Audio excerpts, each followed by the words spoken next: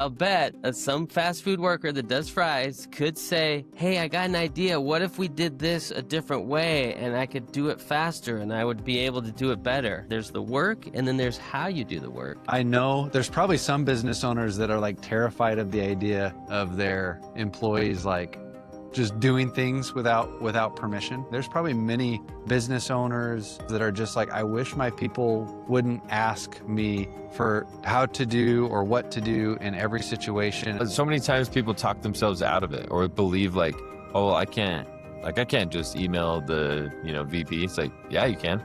They like to see that type of activity and that type of motion and that type of like boldness. Welcome back to another episode of the Everyday Leader podcast. Today, we dive into the world of leadership within large organizations. Joining us is Rex Williams, a seasoned expert in creating impactful change and fostering movements from within.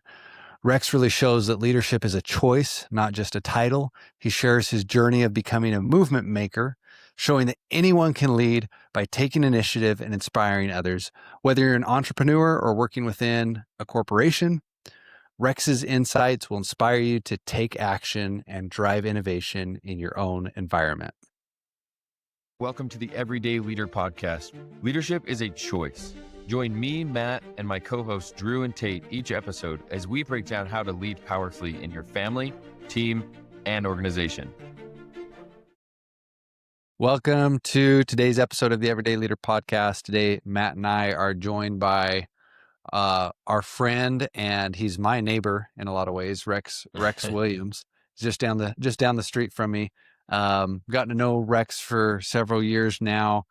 He's got a incredible background in creating change and movement inside of an organization that he's in, and part of his mission is to help more people do the same where they're at. And so we're excited to have you on the show today, Rex, and hear a little bit of your story and talk about how people can apply leadership inside of large organizations. You bet. Yeah. Thanks for having me on, Drew and Matt. It's an honor and it's really cool. So I'm excited to talk about my experience and what I'm into. Yeah, this will be awesome. Obviously, Drew and I are entrepreneurs and we talk a lot about entrepreneurship, and I'm excited to get your take because one of the fundamental things that we believe and talk about a ton on the show is that leadership has nothing to do with your role or title, including whether you're an entrepreneur or an intrapreneur or inside a large organization. So really excited to hear your take on that, Rex. Yeah. Yeah. So maybe Rex, to start off, how would you define leadership? What's your definition of what leadership is, or what does that mean to you? Yeah, good question. I would say it's taking initiative to start something happening that you want to see happen in the world, and helping others become a part of it. It's leading, you know. It's not any more complicated than that, and everybody, like you guys say, everybody can be a leader when you take some action and try to make something happen. Awesome. I love how simple you just made that. Just take an initiative, like moving and taking action. I guess for our listener, maybe tell a little bit about your background and like why you see it that way, and a little bit about your career and what you've been a part of. Yeah, I've had multiple dream jobs within the same large organization. It's huge, and it's one of those things where you could have multiple careers and still work for the same company. So, and I've kind of experienced that. It's been awesome, and I love it. It's funny because I kind of hang around the entrepreneur types, follow a bunch online, and read all kinds of books about entrepreneurship. And what I've done is applied that to my corporate experience. And you called it, Matt, an intrapreneur. That's a term that actually I know the guy that termed that. Oh, I forgot his name. He actually came to our company and whatnot. But yeah, it's really, trying to make things happen within a large corporation. And I think it's an awesome, like, challenge, because everybody, thinks, oh, my boss won't let me. I got a boss and bosses' bosses, and I got all this hierarchy that I can't do stuff. But at some level, um, and I'm focused on those people in large organizations, but at some level, you have freedom to do things. Like, you have a general task of things to do, um, and it's up to you to make that happen in the best way you can. And yeah, I can understand. I mean, maybe my idea or method wouldn't work at like a fast food joint where you're like, you're going all the time and you're doing, it's like, but people, I'll bet, I haven't experienced it, but I'll bet some fast food worker that does fries could say, hey, I got an idea. What if we did this a different way and I could do it faster and I would be able to do it better? Like, that's how I'm talking. You can suggest change, and there's the work, and then there's how you do the work. And then there's a lot more levels of that in a large corporation, of the culture and how things are communicated. And so I've just done a lot of interesting things without asking permission at my company, and they've turned out great, and people love it. And I just, once I figured out that I could do it, I just did it more. And then I noticed other people doing it too, and then at some point I started a podcast, an internal podcast, where we highlighted people that were making a difference in the company, and saying, hey, look, this person could do it too, like, so you could do it too. And so it's super fun. And the other part of the angle that I take is that it's about starting a movement. And people know about, movement, that's a big deal, but like, it's gonna have undertones and different meanings. Movement is just basic taking action, and you're moving, and it could be something small. Like when you say start a movement, oh, that's this huge social thing or whatever. No, it's organizing a few people. It might be, scheduling a meeting and talking about your ideas of how to change things. So in that frame, it's getting people engaged around an idea to make happen. And so that's what, I'm all about starting movements. And that was our podcast inside we called it the Movement Maker Show. And you just add show on to That's make it more awesome. fun. And we had a fun intro, and there's a whole story behind that. But it's still Rex, going. Yeah. so share. Can you give us like any examples of things you did where you didn't ask for permission that created change? Yeah, I liked that part. That got me Okay. excited. I want to hear a story or two around that. Yeah. Okay. A bunch. Okay. So early on, there was this group of guys that were meeting and talking about productivity improvement, as a specific area, which is called theory of constraints. You may have heard, it's kind of like lean and, Six Sigma. And I started meeting with these guys and learning about it.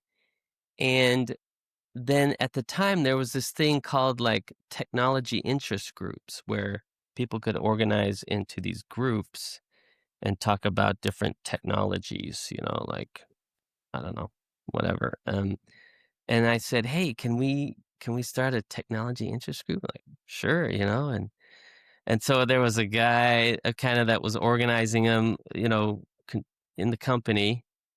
And I asked him, how do you start one? He's like, well, you just kind of meet and you call it like that. Okay, well, we're doing that. And then so we just kind of named it, and then we had an event where we invited people to come see a speaker. And, I made some flyers. I put them up, because when you make a flyer, then you're legit. Now That's you like have you have a commitment and an official thing. It's like, makes it look official, on some kind of bulletin board in the lunchroom, like, oh, here's some kind of thing. Well, I just made it up and we just decided to organize this event and here's this guy coming to speak, sponsored by the, TOC Technology Interest Group, and we started having meetings and then I said, let's have a conference, an internal conference. And so we organized this bigger, like all day event where we had like an expert. We were well connected, these guys in this group, to the actual experts in this area. And he was coming to speak, and I announced it. And some people flew from out of town, and we had about 50 people show up, and we had this big conference. And then every year, I was like, well, we did it once, we could do it again.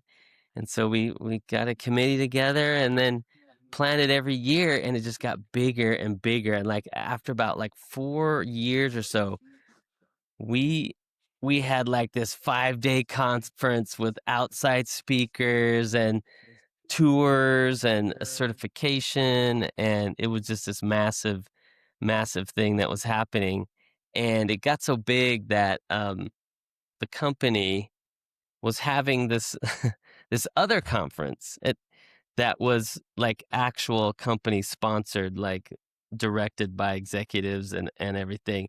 This was just like a hodgepodge garage band of people that organized it, put it together. And we had a sponsor in the background. So we did have an executive that was funding us, but he didn't like participate. He was just kind of in the background. It's like, okay, you guys can have some funding or whatever. And so we were able to make this big thing, but then it got so big that it was kind of competing with the other the other lean conference. And so they told us that you're gonna have to shut that down.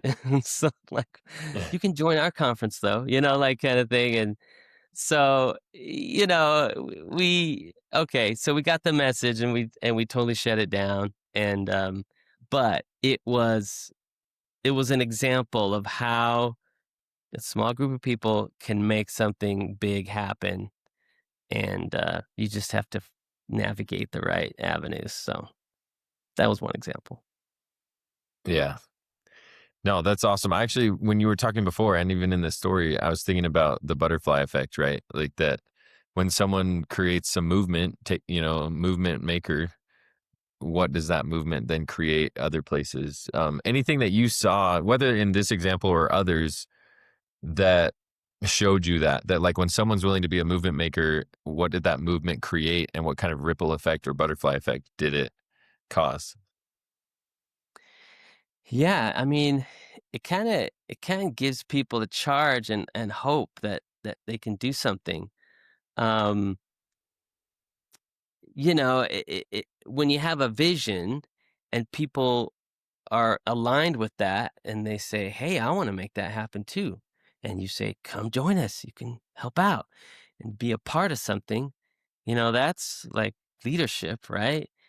And and when they know, it's not necessarily being directed by executives or the bosses, I think it charged people up to even participate even more. Like, what? It's kind of like this underground thing. Um, but it's not, going against the company or anything. It's making the company better. So that's what I say too, is like the company has a goal and a purpose and a mission. And if you want to do something that helps move in that direction, then you already have permission. The company wants you to make it better and to help accomplish that mission. So I say, take action and make it happen. I think a lot of That people is so have in their good. mind, That is so good. my boss won't let me, or yeah, or that it's not in my specific area of responsibility, but it is if you're trying to make the company better. Rex, So when did you realize that you were you had created a movement, or that this was becoming something bigger, or that the things you were doing were having this big impact. And I know we aren't going to name the company Rex, but there's over 100,000 employees where Rex works. 150, And and so, we've come down. yeah, yeah. There's a lot. Like, when did you start to recognize, like, hey, this isn't just like a little break room lunchtime thing. Like, we're actually getting massive participation and massive excitement, and to the point where it's like the corporation saying, hey, this is getting a little too big. We've got to change it or fix it, or whatever they told you. But when did you realize, like, hey, this is more than just a few of us getting together for lunch? Well, when we started to get uh, bigger speakers, although the people in our company are super smart and accomplished, and some were like implementing this methodology in their area, so we had them speak to share. But then there are also experts that are writing books on it and stuff, and we were able to get them. And because we have this kind of shadow executive funding it, we were able to get these outside speakers. And you never know how it's going to turn out when you schedule an event, plan it. Then you got to get the people to come, and like who's going to show up. So there's a lot of marketing involved, and word of mouth. And I also love that part of it too. Um, I've followed Seth Godin for many years. He's one of my favorites, marketing guru. um, I actually brought him on to speak at the company one time. That was another thing, was able to get him. This is totally separate from the other story. Um, and yeah, he spoke, and then he had people like email him questions and stuff, and he did a lot of Q&A. But afterwards, he told me, you know what, the most comment I got, the theme of the most comments was, my boss won't let me. And I'm like, man, yes, I know. That's the feeling in a corporation. That's, I can't do this because I got to do this thing. Well, I'm trying to say, not exactly. Yes, of course, you have to do your job and what your boss expects, of course. But you can always do things better. There's always some other things that you can investigate and try. And you can do things during lunch break.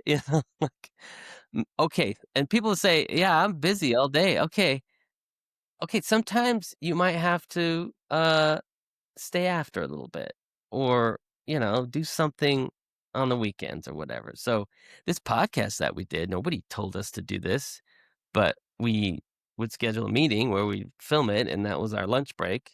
And then on the weekends we do the editing, because it was fun, and we were committed to it, so we wanted to make it happen. And on Monday we would publish it, and people loved it. And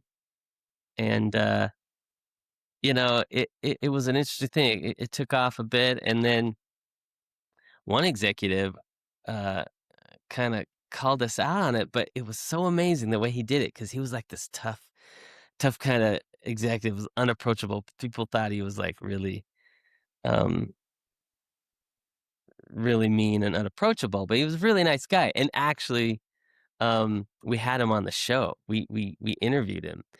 But at one point he was talking to the organization, and he said, "Who gave Rex permission to start that podcast?" And everyone's like, busted, like, and I was too, like, I didn't know what he was going to say. It's like, no one. And that's the point. He was being a leader, and he was leading, and he just totally gave us props with the whole thing. But the way he did it was like so scary for scary.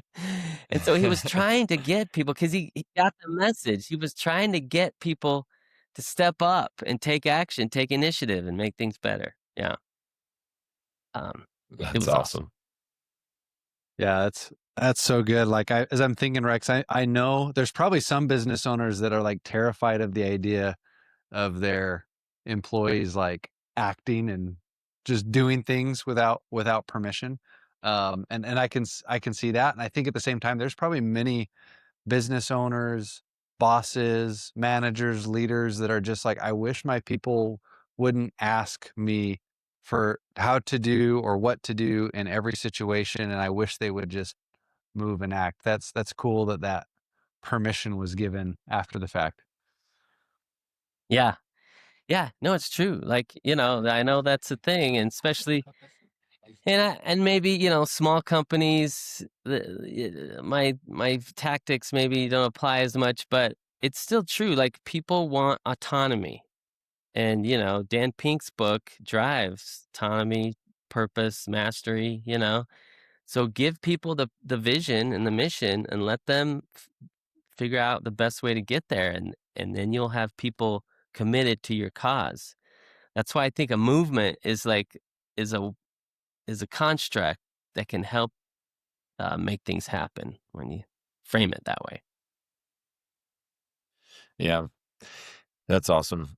So Rex, I'm curious your take on that from the leader standpoint, because in my experience, a lot of times when there is someone that's like, man, I wish people would just be leaders and take more responsibility, that leader is actually the reason why people don't a lot of times, like unintentionally. Mhm. Mhm. Curious if you've had any, like, what have you seen work? What kind of leaders have you seen that the people that are on their team naturally want to take responsibility? What is it about them, or what do they do? What do they say? How do they create that and have more people on their team start taking responsibility? What does that look like? Yeah.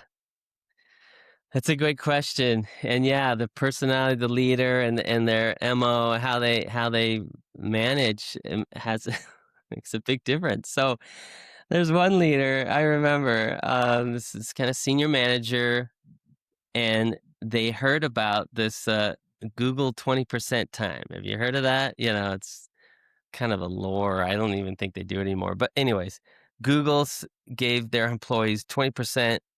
You could spend 20% of your time doing whatever you wanted, but like helping out the company, some kind of project or something, that was beneficial. Google people, they're creating apps and doing all kinds of cool stuff. In fact, I think Gmail, I think, was created from a 20% project. So this manager's like, okay, you guys, you can do 20%, like take a Friday afternoon or some kind of time. I don't know if she necessarily said 20%, but like, you guys can do whatever you want and go, go make things happen kind of thing. And, um, and then, she wanted to hear what people were doing, and people did not know what to do. Like, they were like, their minds were blown. Like, what do you want me to do? I have a job already. Like they couldn't fathom, doing whatever they wanted. And it was funny to me because that's kind of how I operate anyways. But like they just couldn't figure out what to do. So some people like read some books, I guess, some business books. Not exactly the thing, but okay, they were kind of experienced. So they kind of she had to kind of help them because she was a pretty tough manager. Like people she came across, pretty tough, been around a while and stuff, but I got to know her really well, and she was awesome. Like one time I went to her office about something and we just talked for like 2 hours. Like this was a busy manager. She stopped all her meetings and just talked to me about this issue and about whatever, and it was really amazing. But just people weren't used to that concept. And I tried to help them, at the time, and okay, let's meet and like change how we do these meetings, or let's start a new process for something, like um so that's an idea. But like, yeah, how how do people do it when they're not used to it? Like, everybody has a job, you gotta do your job, and then, what do you mean I'm gonna do something different? Well, there's other jobs. Here's the thing that came to me too. Everything that your big company is doing, like every any team or process or anything was not there at the beginning. Somebody came up with something, or a team or organization, to accomplish some kind of task or to solve some kind of problem. So there's all kinds of problems going on and things happening. You can create something new that is going to solve a problem. So somebody thought of that thing, oh yeah, we follow this process. Well, somebody came up with that, or I'm a part of this team. Well, somebody decided to create a team there, so everything was created by somebody. And yeah, maybe they think, oh, the executive or some manager did. Well, not always. So yeah, there's all kinds of programs, at my company, interns, doing things, or special projects for this and that, uh, committees that are trying to make the team better and schedule potlucks and salsa contests and stuff like that. There's all kinds of stuff like that, and people just took action and decided to do it. So there's always something you can do. Yeah. No, that's awesome. There really is always something. It's one of the greatest myths about being an entrepreneur or working inside another organization, is that you don't have autonomy, don't have agency, you know, can't make the decisions. And it's just not true. Like, and that's one of the things we feel so strongly about, is helping people see themselves as leaders. Because when you see yourself as a leader, then you look at your surroundings differently and think, well, what could I do to contribute? What could I do to take responsibility? What could I do to create in this situation, or inside this team or project? And yeah, it's fascinating, because that's actually what every organization probably ought to want, is for their people to be doing that. Yeah. And so yeah, super cool, like what you've done to create that, right? Even just movement makers, right? Like people starting to see themselves as a movement maker, like that will shift the way you go and take action and get involved. So I love that. Mhm. That's so good. Rex, question I have for you.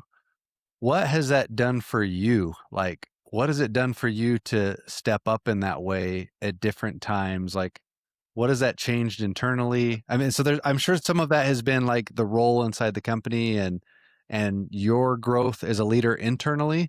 And I'm sure it's also done some things for you personally. Like, talk about like that decision to lead, or that decision to innovate. How has that impacted you being willing to do that? Yeah.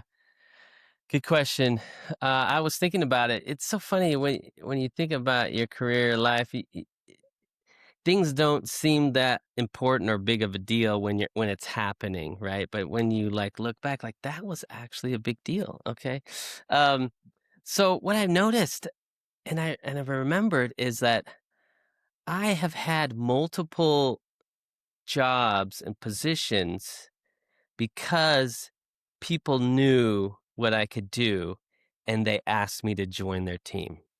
So, like, Mm. senior leaders, executives, I want Rex to be on my team to do that. And that's how I've moved throughout my career, like multiple times. Only a couple of times.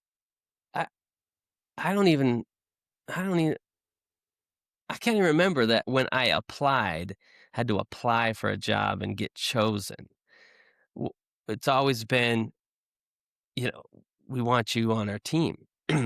That's because they knew what I did, because I would do things that were, you know, visible to the company.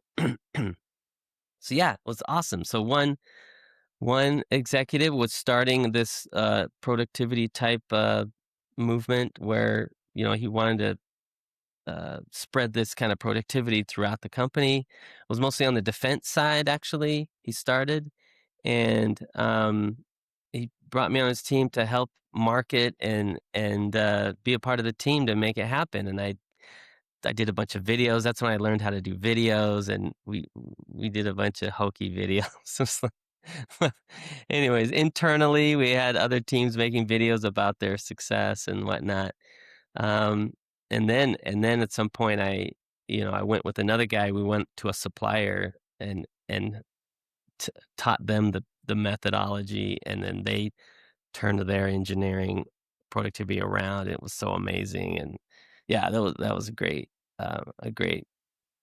time. But another time, another leader wanted me to help these newly organized international teams that we had set up engineering teams in these different places around the world, India and Spain and different places. And he wanted me to help them feel like a team, like that we were part of the core team and that they weren't just out on their own. And he was a great leader, and he knew what I could do. And so he hired me, and we did some really interesting things, teamwork kind of stuff, and events and common processes so that everybody was kind of doing similar things and communicating the same way. So, um, yeah. So for me, it's been a career thing. And it's not always that you're moving up in the company, different management levels.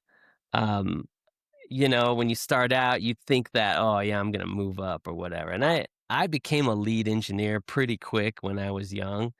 And I had to lead like all these like older guys that have been there forever, and that was kind of interesting. But after a while, I was more. I'd rather lead like communities, where I organize communities around particular subjects that people were interested in, and we made things happen. And I was a leader over a lot of people, but I didn't have to do their performance management. I was like, I didn't have to deal with all the icky stuff that management has to deal with people, which is fine too. I suppose I could do that, but I was more of a community leader, and then and then I did that throughout my career, and so it's helped me. To answer your question, I mean, it's helped me in my career have different experiences, but then also helped me know that, yeah, I can do stuff, and I don't ask permission. I just do it. And it's funny, because when you're in a large corporation, um, you can do stuff without, I don't know how to explain it, without everybody knowing. Like, you don't have to ask. Like, you think you do, but not necessarily. And I'm not saying, you go behind your manager's back or whatever, but like, you have lunch and you invite a few people over and you talk about some kind of thing. And that's kind of my, I do have a framework, and I've played with different frameworks on how to make this happen. Is it okay if I share that? Yeah, Yeah, let's absolutely. hear it. So like a framework is like basically principles, right, of things so that it'll work in kind of any scenario. And then beneath the principles are specific tactics. And I can imagine, in any company, there's like all kinds of scenarios. And I don't know if certain things would work in another company.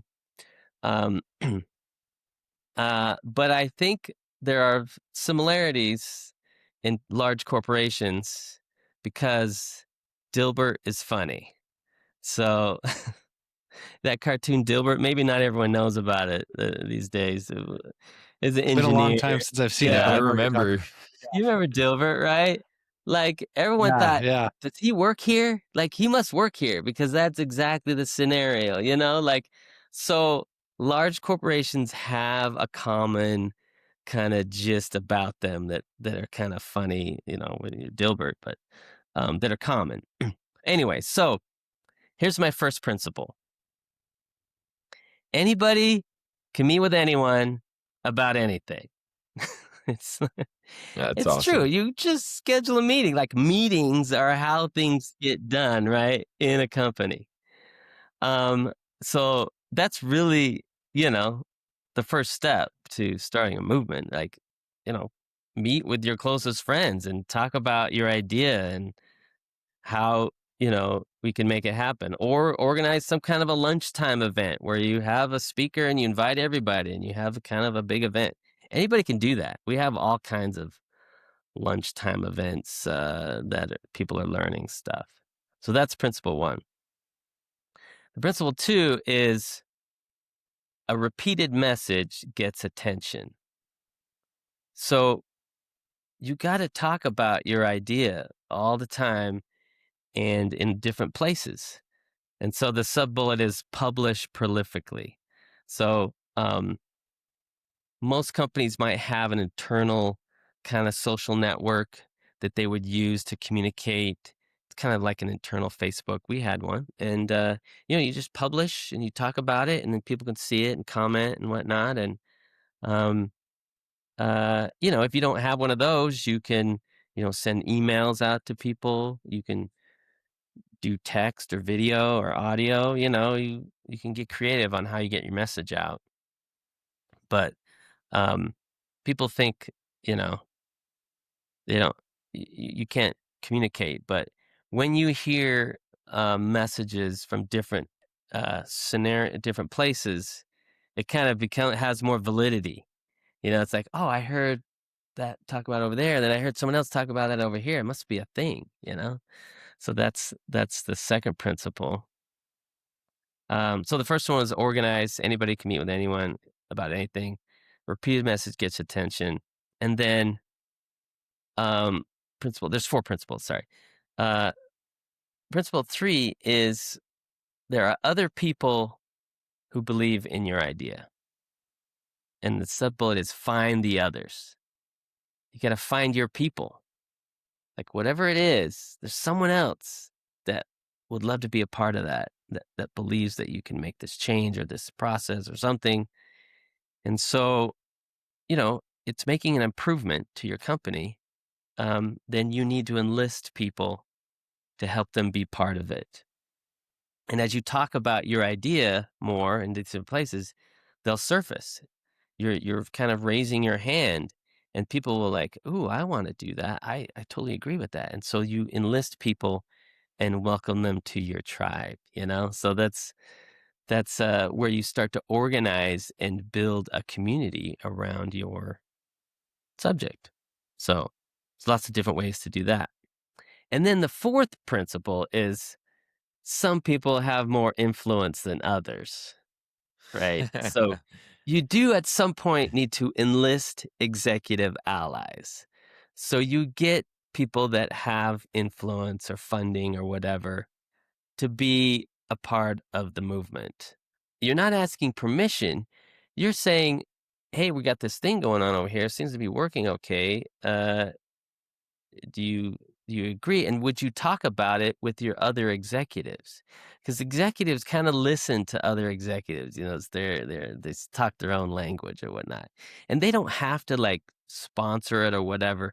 But if you're building something that's making a difference and making a change, and it's super important and it's going to make a difference, executives and managers want to be a part of it. Like, oh, that's cool. I want to put my name on that, and I'll support it. And then you're getting support and help from executives. Then you're kind of in. You have something. But that's the last principle. So my point is like you don't have to get management involved first.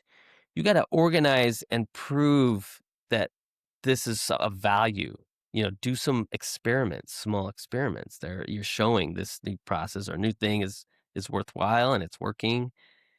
And then you can get management involved. And then they'll say, oh yeah, I see that you have some data here and that it works. Okay, yeah, let's do it. So that's the part when you get management involved.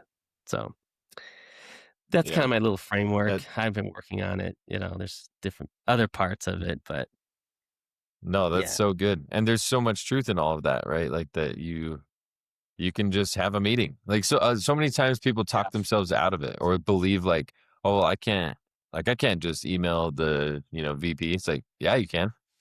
Yeah, The exactly. worst thing they could say is no, or I won't meet with you. And usually, in my experience, they like to see that type of activity and that type of motion and that type of like boldness. And so, um, yeah, Yeah, you Mhm. certainly especially can. if you You say I certainly can. especially if you're saying, "Hey, I've noticed something that I think would improve things here, and I wanted to share it with you." Like, Yeah, who yeah, wouldn't for wanna hear sure. that? And, I mean, I guess maybe some wouldn't, Yeah. and I also wanna say, Rex, I think those principles, I don't think you have to be in a large organization for those to apply. Like, I was Yeah, thinking through Yeah. moments in my life where I've done those exact same things, where it started with talking talking with Matt about an idea. And Mhm. next thing we know, we're meeting regularly about it, and I forget all your steps, but you start talking about an idea over and over and over again, and other people start adapting it, and then others start becoming attracted and coming to it because they love what they're hearing. And so I was gonna Mhm. ask you earlier, Rex, how would you tell someone to start this? But you just gave the whole you yeah, already gave the answer to Yeah, it. yeah, Like, if you're in your organization and yeah. you're looking for a way to do it, like, Rex just dropped the gold and the the formula. steps to do that. If it's a great idea, it's likely that leadership's gonna wanna support it and make it bigger. Right. It's Yeah, great. that's Right, awesome. everyone talks about innovation, we gotta be more innovative and whatnot, but how does that happen? I mean, it's creating something that wasn't created before. So, if people think about innovative products for their company, but it could be innovative ways to do it, more different processes, different ways you organize.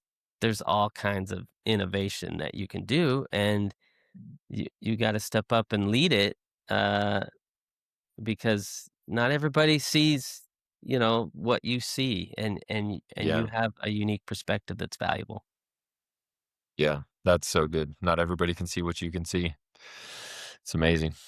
Um, okay, Rex. So this has been so good. Thanks for sharing. I think this has been really valuable to people who find themselves inside organizations where they do feel a little bit like I can't do that. No one will let me. So it's been awesome. How can people find you and get more info, more like understanding, insight into this movement makers approach that you have? Okay. Well, I did have started some new a new channel on Instagram. It's called Movement Makings. So I've started to post some things there, and also on YouTube, Movement Makings channel. Um, People can reach out to me. They can send me an email directly, rexawilliams@gmail.com. That's totally fine. I'm also on LinkedIn. You can search LinkedIn, and I do Then you said you have have, a Substack too, you told yeah, us? Substack. Um, So we'll put that in the show notes we'll so put people that can link in find it. there. I think it's movementmakings.com or something like that. Yeah, we'll definitely include Awesome. it in the notes. That'd be awesome. Well, to our listener, be a Yeah. leader and go make some movement and don't wait for a bunch of permission that you made up in your own head is necessary to take action. It's awesome. Yeah. Okay, Thanks. Rex, Thanks, last guys. question and Thanks we'll for letting end. me be here. Yeah, one last question for you. How do you wanna be remembered, Rex? Hmm. Uh, Someone who cared about people and about making a difference. I love people. People are awesome. That's Well, great. that's been I've known Rex for a few years. That's been my experience of you. That's who you are. So, awesome. Well, thanks again, Rex. Thanks. Appreciate your time. Thanks for all the things you shared today. I mean, as Matt said, it's kind of fun to have someone that's in a big organization that's we're often telling people to quit their jobs, but like, this is I love this because this is like, no, you can do something amazing where you're at. And Yeah, I think exactly. if someone feels like, hey, I love this place, but I feel stuck. I think you gave some great ways someone can make some movement where they're at. So thank you, Rex. Yeah. Okay, thank you. To our listener, today's the day. Thanks for joining us on the Everyday Leader podcast. If you're ready to take your leadership journey even further, subscribe to our weekly newsletter for more insights and practical tips. And don't forget to connect with us on Instagram to stay a part of our growing community. Just follow the links in the show notes. If this episode impacted you, please help us spread the word and share the link with a friend from wherever you're listening.